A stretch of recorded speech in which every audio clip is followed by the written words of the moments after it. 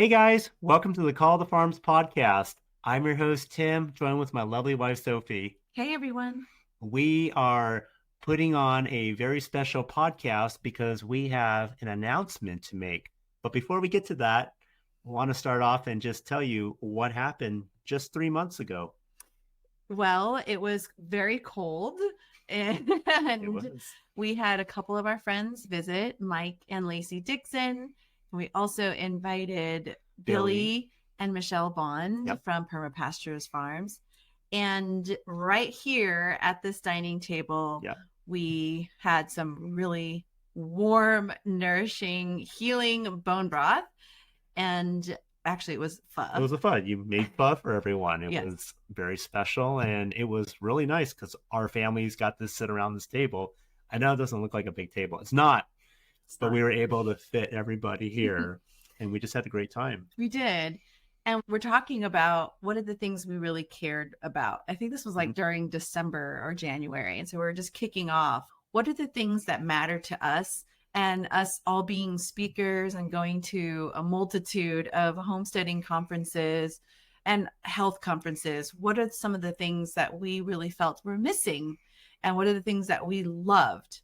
I think that's what we kicked off. Like, let's just start from scratch. What are some things that we loved? And we were just talking over dinner, and we all agreed that community was the number one thing why we would go to conferences, is so that we could find the people, right? And this is why we show up. It's 10:42 at night, but we show up and we want to find the people. We want to find the people who are givers. We want to find the people who value the same things that we do. And I talk about that a lot. It's not just about shared interests, but about shared values. This happened at the beginning of the year where many of us do a lot of goal setting. And so hanging out with the Dicksons and with the Bonds, we were talking about goals for this year. It was pretty exciting times. Mm-hmm. And through that discussion, we were talking about, okay, well, where are you speaking at? What conferences are you going to? And what are some of the experiences you've had at other conferences?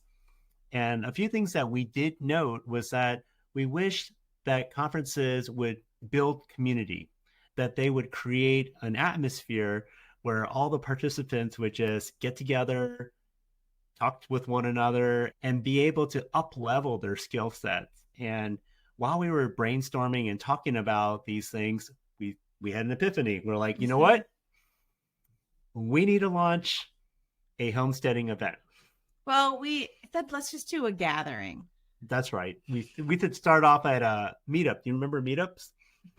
And that's essentially what we said. Well, let's start from there, because wouldn't that be fun if there was an event like that where we could just gather and meet with people? And, it's funny because we're the talking heads at these conferences too.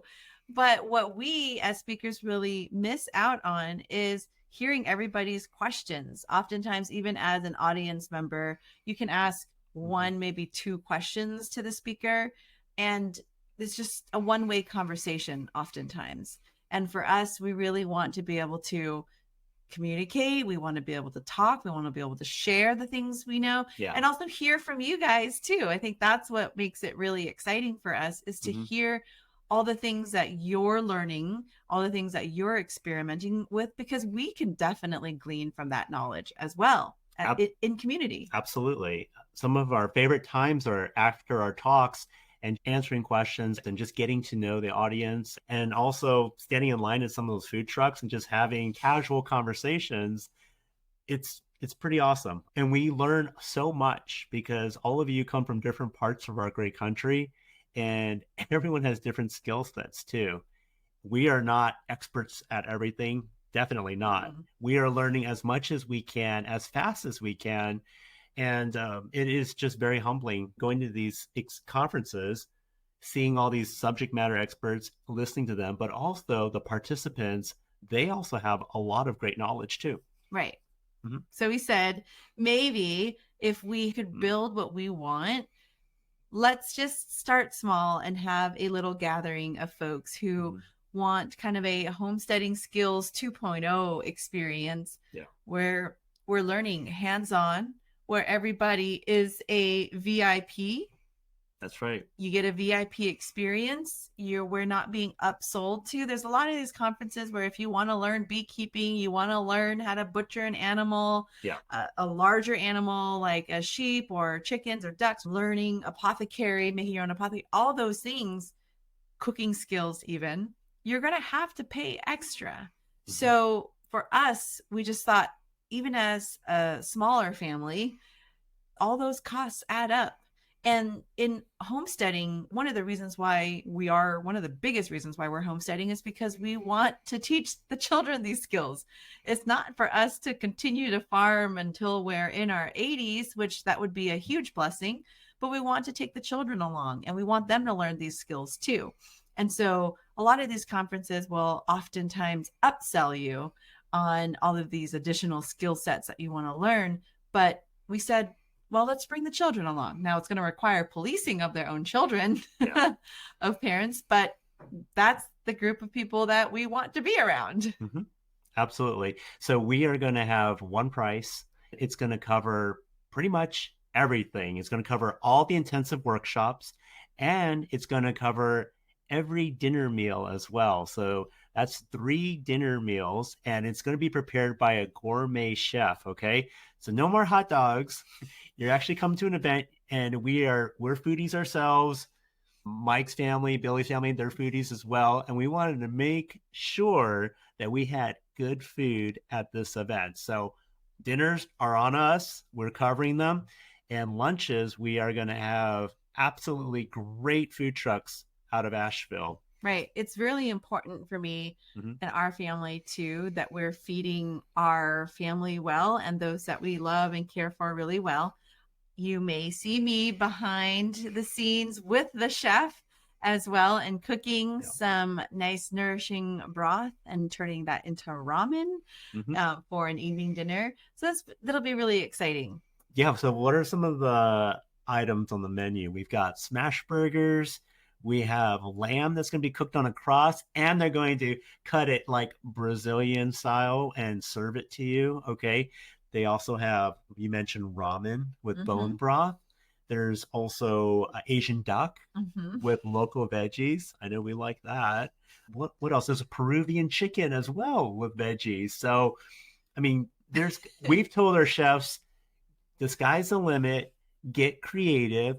And a lot of that meat, a lot of that protein is going to be harvested right there. And we're going to harvest some of that livestock beforehand, okay, so that they age correctly. But all of this food is going to be farm to table, okay? It's going to be nutritious food for you and your loved ones. Yeah, it's going to be exciting. Again, like at the dinner table when we were planning this event, it wasn't really an event at that point. We were just talking through it. We were like, what are some things that we all collectively care for? We want food. We want really good food that we can source clean without having it deep fried in like Crisco, right? Or some really bad seed oils. And so we want to be able to trust the food that we eat for our family. Yeah. And then having incredible learning experiences. We want to learn new skills. So build upon those other skill sets that you may already have. And we wanted to just have fun. So that will include music. And we're going to end every evening by campfire. And we're going to just relax, share stories, talk with one another. And this is where we can start building community. Okay. This is where we're going to create that environment where you can get to know one another, build lasting relationships and friendships. Okay. Ask your neighbor, one another, about cattle, about chickens, about whatever it is, because it may not be the speakers or those who are running the workshops that may know best. There may be those who are coming in, the participants themselves. So this event is going to be unlike any other because we're focusing on you. We're focusing on the participants and the whole experience. That's right. It's going to be really fun. Yeah. And instead of just having one speaker with 100 people in the audience, we really want to have an intimate time with everybody at the end of the day, at night, where we are around a campfire setting. I'm really excited about that. We're going to have some clean s'mores that, it will be really great for us to enjoy together. But to also have, one campfire dedicated to a speaker talking about how to build your homestead. Yep. Campfire 2 will be talking about how to produce income off your homestead, right? And so it's going to be really exciting. We're going to be focusing, like you said, on the participants and not so much on the speakers. Yeah. But the people that will be there are the people who are industry leaders. Absolutely. We're not going to skimp at all on what you're going to learn. So you're not just going to learn about harvesting chickens. You're going to learn how to harvest ducks as well as sheep. Mm-hmm. And we're going to be doing a beekeeping class for kids. So this is a family-friendly environment, okay? Yeah. We're going to do a foraging class and how to develop your own apothecary, how to make your own rain catchment system, how to do thermophilic composting. There's so many classes that we're going to be provided, but you know what? We're going to build in breaks too. So you can also tour the vendors and you can have time to chit chat with one another. So there is going to be plenty of things to do. And it's going to be a great time. Yep. And the whole idea is it's going to be a camp out as well. Yeah. So we will have 50 camping spots, limited. 10 camping sites. So no RVs or trailers, 50 tent camping sites that are free for those who sign up first, okay? And there are restroom facilities, but there are no bathing facilities. So just keep that in mind, okay? Yes. And there are also Airbnb sites on site. And of course, it'll be in Asheville, North Carolina. Yeah. So within 15 minutes, you will be in downtown Asheville. Sure. You won't even be able to tell from this camping ground. It's so beautiful. It's an organic blueberry farm. That's right. And it's just gorgeous. Yeah. So if you are wanting to stay off site, there are options there. If you're wanting to stay on site and tent camp with us, we will be there. And it'll be so much fun because, again, this is all focused on building community with one another. And tickets go on sale now. You guys are our insiders. We love you. Thank you so much for listening to our podcast and supporting us. And as a thank you, we are letting you know before we release those tickets. We're letting you know right now. So jump on homesteadersunited.com. And the first 50 tickets are actually $100 cheaper. So be sure to get on there right away. Yeah, they are our early bird tickets, and there's only 50 of them. Yeah. So grab them while you can.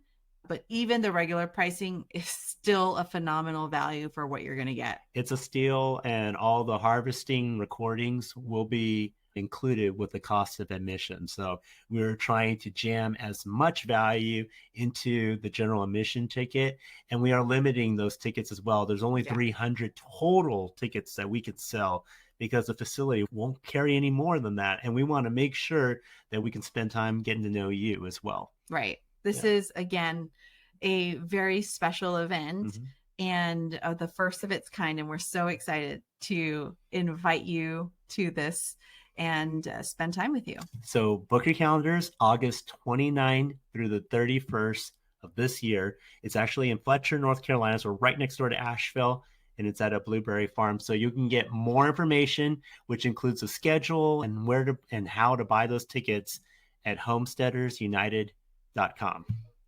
Great. All right. So that is such exciting news that we've been working on for the past few months with our good friends. And we want to just pop on right now and just give you a quick update. So let me start with a housing update, okay? I always get that question like, Tim, how's the housing market going? Okay, well, housing market has slowed down a little bit across the country. And a lot of it you can probably talk to as well because the interest rates, they haven't really let up. And so buyers are a little hesitant about, when they can get in to buy. Is the election going to change anything? But you know what? There has also been a shortage of listings as well. And the ones that do come on that have natural spring water on there with usable acreage, those get snatched up really quick. So that is still how things are at right now. We actually had quite a few of our clients come and visit us from the Northeast as well as from the West Coast. And I'm pleased to say that even within a week or two at most, we got them onto properties too. Right. So they're in contract now, Yeah. which is a huge congratulations, because I told you one of the best things about being able to do what we do is when we meet them, we kind of get a general feel for everybody. We ask all the questions that we would professionally. Yeah. And I feel really blessed to be able to say that we are selecting our neighbors. We know the people who are coming in. Clearly, they are also our listeners here. They're following us and on our YouTube and on our Instagram and our story.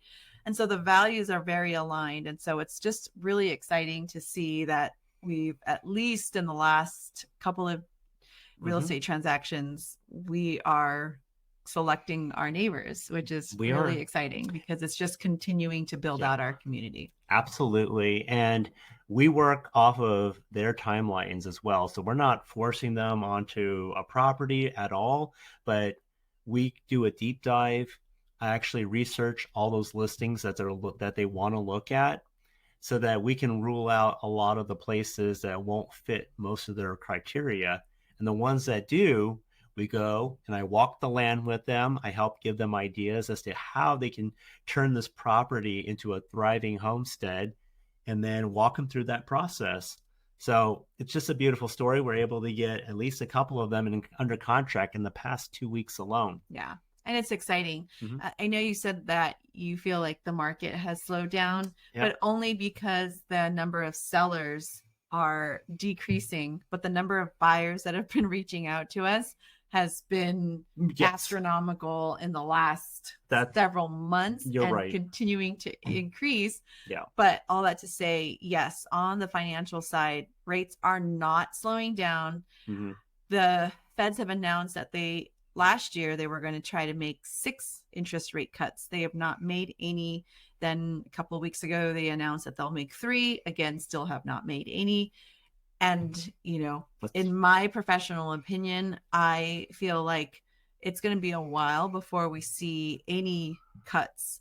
And so if you are waiting on the sidelines, it is still a really great time to buy. In fact, it is one of the better times to buy when there's not a lot of competition in the market. It is. A lot of the homes that you were showing our clients in the last couple of trips, they've already gone under contract as well. They have. Other homes. And so there's not a lot of inventory all across the board in the country, whether you're looking at residential homes in a good area. That's right. Because I have clients, we both have clients in California as well still, and they're looking for residential, and it's just as aggressive because there's not a lot of sellers on the market. 75% of the people who are in their current homes right now are at 4% and below interest rate. So the only reasons why they're wanting to sell is because they have to sell.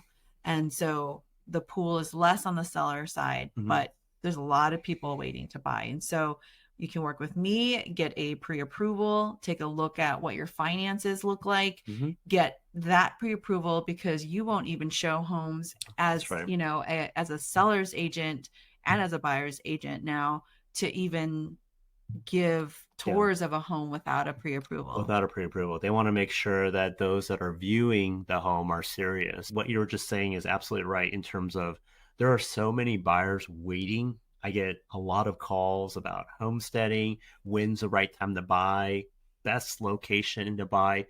On the sales side, sellers are having to be a little bit more patient depending on their property, okay?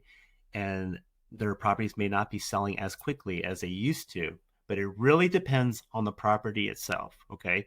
If you're in the city, it might sit a little bit longer than those that has a beautiful homestead in the right location, okay?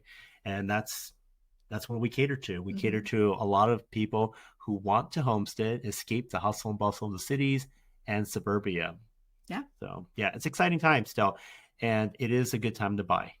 Okay? Yes. So this is the best time to buy because you're not going to be competing with others and trying to outbid one another. And on that note, we do have some clients that are in the process of selling their home and coming out here. Yep. And we actually have one client that sold their home, reached out to us a while ago, 6-8 months ago, came out here, meet us, tour the area, love the area, went back to Washington State, sold their homestead, and now came out here in an RV, staying in an RV spot for the last couple of weeks, and have found their dream homestead.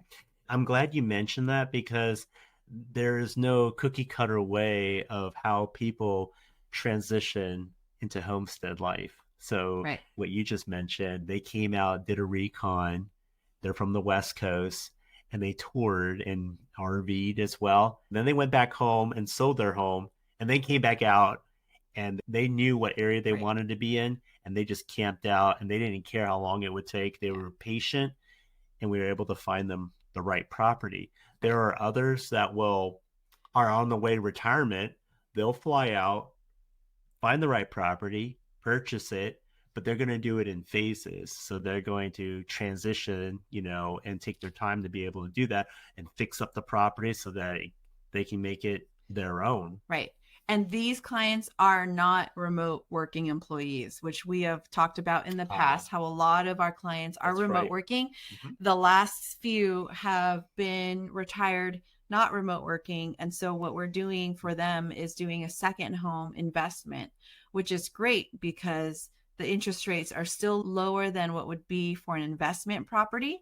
But what's nice is now they're able to have something in hand. They can make the renovations here while they're still transitioning. And so it's a little of a gentler transition, not like the way that we did and just pulled out of California, pulled the plug out of there. But it's a more gentle way, and it's a more advisable way to do it, in my opinion, where you can have a bird in hand already, and then continue to slowly, take your time to pack, get to retirement, and transition out to move out to here. If you can financially do that, that is the best way that way you only move one time and you don't have to do a temporary move in between. Not everyone is blessed to be able to do that, but I am seeing that a lot more of those who are on their way towards retirement or who are already retired are ready to make that transition. And so if you are in that camp, yes, now is a good time to go out, do that recon, start walking the land and identifying which communities you resonate with. I'm actually going to be putting out a video series on this. It's actually going to be a video course talking about all of this.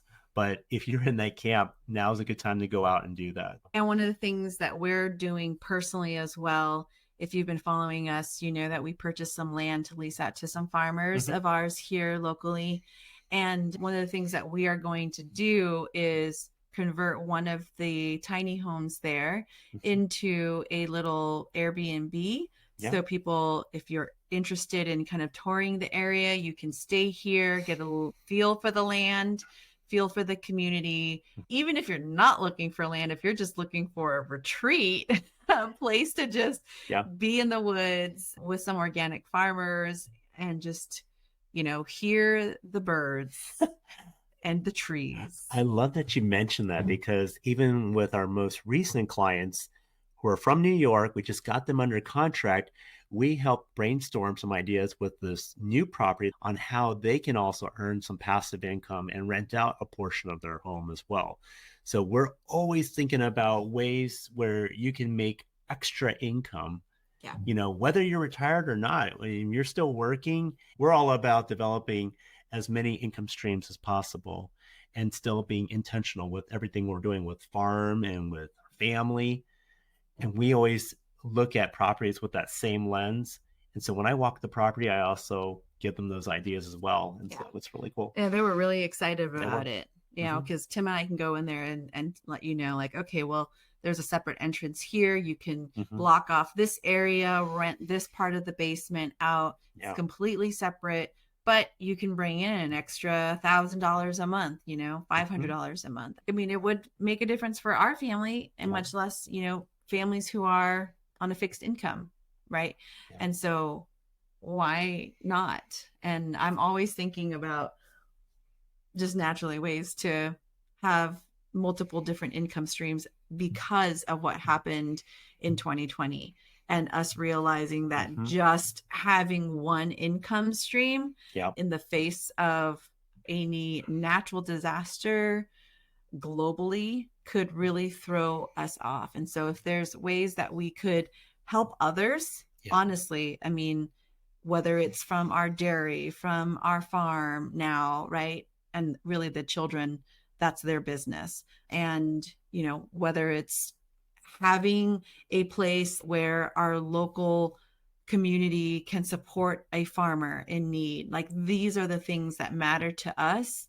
And so, you know, also on the real estate side, we've been doing it for a while. I've been in real estate since 2006 myself. So I've always been thinking about like, how do we help people? How do we help bless people with the skill sets that we do have in the capacity that we can? So we're really excited about that. Yeah, really excited. And what other farm updates do you have? I'm glad you mentioned that. Well, I've been very busy because we've been getting a lot more rain lately. I've been trying to find dry days. Yes, water's great. That's why we moved out here. But at the same time, when you're trying to work on fencing, which is what I'm doing right now, I'm trying to create more paddocks so that we can rotationally graze our cattle. And our cattle have calves now as well. And so there's a lot more mouths to feed. And I want to do a lot of grass management, as Joel talks about. Okay. And so I'm working on fencing. That's what I've been doing for the past few days and just trying to find time to do that. In the middle of all that, we're on our second batch of meat birds. And so that has been going very well. Mm-hmm. And so we'll be processing those in the next week or two. Yeah. And we're just keeping ourselves pretty busy right now. Yeah. It is a good season. Yeah. We are downsizing one of our cows just because of the way that we are doing a lot of traveling that was not anticipated. I feel like we are flying the plane and building it at the same time. We genuinely did not anticipate all of the recognition that the Nourishing Asian Kitchen cookbook has received. Yeah. And we're so grateful and so blessed to know that the book is doing well and is in so many homes around the world. But with that, we are trying to navigate through all of the appearances that we've been invited to speak at, which is so great because we are meeting people like yourselves. Mm-hmm. We want to meet more of you when we, you know, especially living such an isolated lifestyle. Mm-hmm. It is great to be able to see others and then have you potentially join us in our community here or locally, which is really icing on the cake.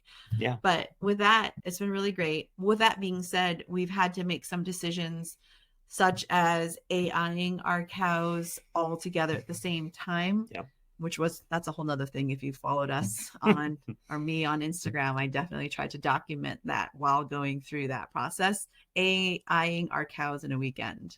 Yeah. But good times. With that being said, in our family meetings, we've decided to dry off our cows for a couple of months all together so that we would all have a break during the winter time. The cows would have a break all together. Now that means that, and our pastures would also have a break as well. But that also means that we won't be having access to raw milk the way that we like it for a couple of months, but we're going to be okay with that. And so with that said, we did put up one of our dairy cows for sale. And we're so happy to say that she is going to go to one of our very dear friends' homesteads. She got snatched up really quick because of community. Yes. Yeah. And we're just so blessed to be able to take care of the cow, take care of the calf, and now take care of, you know, the community and beyond. I will mention, though, we have 7 puppies, too, as well. So if you're in need of an LGD, it's part Akbash and Anatolian Shepherd and Pyrenees. Great mix. Great dogs. They just keep having so many litters. So we did deliver one of them to Dr. Mercola, if you're following, as well as to some of our friends out in Middle Tennessee as well, and to Mike Fit Farmer. These are great dogs. So if you're interested, please reach out to us. Yes. Let us know if you're in the market for some livestock guardian dogs.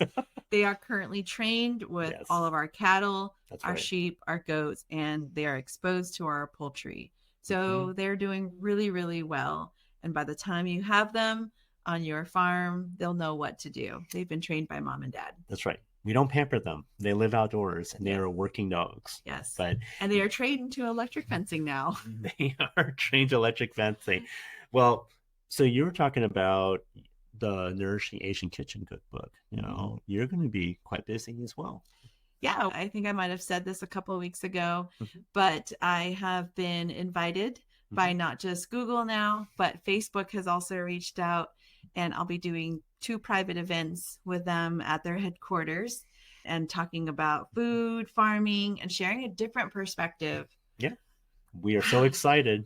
Sharing a different perspective of how life can be when we're straddling between, our modern conveniences and living a life of intention and finding that balance. In the tech world, we talk a lot about finding this work-life balance, right? And how elusive it is, because I know how it was not too long ago when I was working 80 hours a week. On top of that, traveling 4 hours a day, 2 hours to work, 2 hours from work to San Francisco. Yeah. And there was no balance at all. I remember working through a cruise that we went on with friends and couldn't take that time off. Yeah. And so it's been great to disentangle and remove myself from the system, more or less. Yeah. Now I'm still working as a marketing consultant and business consultant. You are. And so now going back into this world where I have to be back on campus with companies that may or may not have threatened a lot of our friends. Yeah. And maybe banned and silenced a few of our friends. It's just been a little surreal, challenging in that sense, but I almost feel like, God's really used our story and the skills that I have developed over the years to be able to speak to those in the tech industry and show them this alternative lifestyle that I think that we can all come together and agree that our food system and our food sovereignty has been threatened. I think everybody can agree with that. Yes. And the beautiful thing is I had heard Joel back in 2010 at Google headquarters, where he talked about his book, Folks, This Ain't Normal, and how he was challenging Google to think more sustainably. Instead of just tossing out all of the leftover food from the campus cafeteria, why not create a chicken coop right outside the campus, compost all of the scraps, take the eggs, bring it back into the kitchen, and it's just this beautiful closed loop system. And so it's beautiful now that 13 years, 14 years later, I'm being invited back to Google to talk through and cook with the vegetables that are now growing on their rooftops. And so it's just really exciting. I'll be working with the food teams as well as the chefs at Google to share this life of, modern convenience in a way that instead of having food delivered to our doorstep in an hour with Instacart or Amazon Prime, you can literally go out to the backyard where it's more sustainable. We're raising our animals. It's definitely more convenient. I can just go out there in a second. I mean, we literally have our garden right outside our back door. Yeah. To be able to make a stir fry. And that's what I'll be doing. I'll be making a quick japchae using whatever vegetables that are already growing on the rooftop. That's exciting. And it's come full circle now. And it's really cool and amazing that Joel inspired them to make some changes. And now you get to come back, and Joel's inspired our own family. And we're very grateful for him. And it's just a beautiful story. So I can't wait. Well, I mean, I want to be able to share with not just working moms, but working dads as well. I mean, you're my target audience too, because work can be very overwhelming, and it does take a family, a whole entire village to raise a family, right? Yeah. And so I want to be able to speak to parents on how you can keep things very simple. And still provide the most nourishing way Yep. to feed your family. I'm all about optimizing, right? Optimizing for time, optimizing for nutrient density. Yes. And the best thing that I've learned so far, like I've totally hacked the system, I feel like. Yeah. And that's the other thing. I got invited to speak, and I'll be doing a speaking demo as well at Hack Your Health in Austin, Texas. And it's going to be great because there are some really incredible people in the industry, the health industry, who talk about health and how to make it so simple in the multitude of ways. And I'll be able to share my perspective on that as well. I love this because you were working in tech. Yes, I was supporting you as well, but you understand the struggles. The struggle is real, and you had mom's guilt before about having to work long hours. But now that you're also, yes, now we're still working long hours, but we're providing nutrient dense food for our family. You've hacked the system. You know what busy working moms need. Yeah. And you've created a meal plan that can help them and just take the guesswork out of what to cook for their family, what to cook for their loved ones, and how to make it as nutrient dense as possible so that it's guilt-free meals. Yeah. After dealing with years of mother's guilt and being away from the home, this is one of the only reasons why like we continue to put ourselves out there is to really share with other, not just moms, but dads too, because and that's I'm often not home. And these meals have to be simple enough for dads like myself to be able to cook them, and they have to be delicious. I talked about nutrient dense and all this, but they have to be delicious as well. So they're healthy and delicious enough for dads to eat. Right.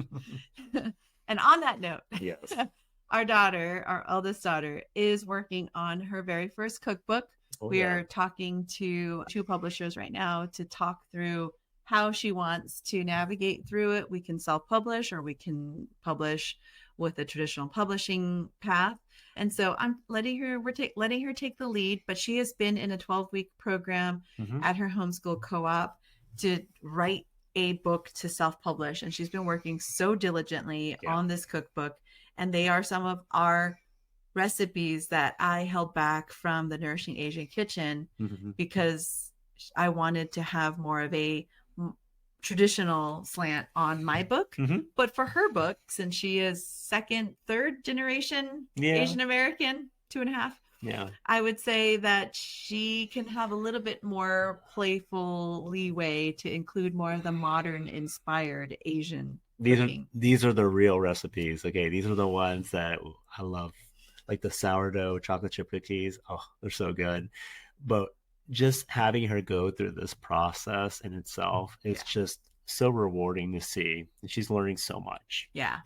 I mean, this is just really fun. This whole experience, like I said, we really do feel like we're flying the plane and building it, because had we thought about this being a viable business for the family, we would have definitely structured products ahead of time and had a product roadmap for us to follow. But I would argue to say that we are going the direction that we really truly feel that our family is passionate about. It lights us up, and we're not focused on just like, okay, what's the revenue going to be like? It really is like, how do we give value? How do we provide value? And that's always been a core value of ours for our family. So really excited about it.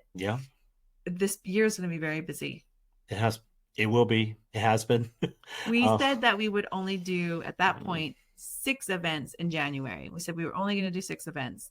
And I just updated the website, and we're like at 16 events right now. We're not bragging. It's just like we just say yes to good opportunities, and we don't want to miss out on something that could be really good.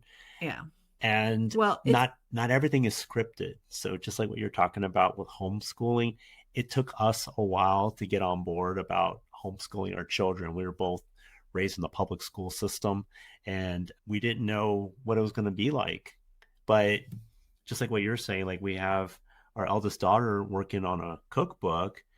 The sky's the limit. You have so much flexibility, and every family has control over how they want to raise their own children. So we just like that flexibility and that freedom to do that. Well, we want them to do what they are passionate about. Yes. I think for us, like we talked about in the past too, this ikigai concept of like finding and knowing what you're passionate about, what you're really good at, and what people are willing to buy. So AKA what people need in the world. And I think we found that a lot of the things that we were chastised in our beliefs and our values, we've just leaned into it and just walked through the fire anyway. Yeah. Because we knew that that's what we needed. I mean, the Nourishing Asian Kitchen came about because I was waiting for someone else to come in and write the book and write this perspective. Yeah. But I really never thought, honestly, that I was going to write a book, a cookbook. That was never on my 5-year plan ever, 10-year, 20-year plan. It was never on that. But if we can teach the children, if we can lean into that and see what they're passionate about, even the little one is now working on her book, and that's a coloring book on how our farm grew. And she did a whole complete audit of all of the animals that we started with on the farm and all their names, all their stories. I think she's getting a little bit too deep with the details. Yeah, the other day she was like, Mom, how do you spell Cornish for Cornish cross? And I'm like, what are you working on? And, she's like, oh, I'm trying to write the book and I'm trying to put it all together. So she's really excited about it. And she wants to teach people how to harvest. She's like, oh, I don't know. How do we draw that? I'm like, oh, I think that's a little too much. I don't know if people are there yet, but that's just part of her natural. Now she has a slant to being a holistic veterinarian is what she called it, a veterinarian. And, you can go back and listen to her podcast interview that we did with her.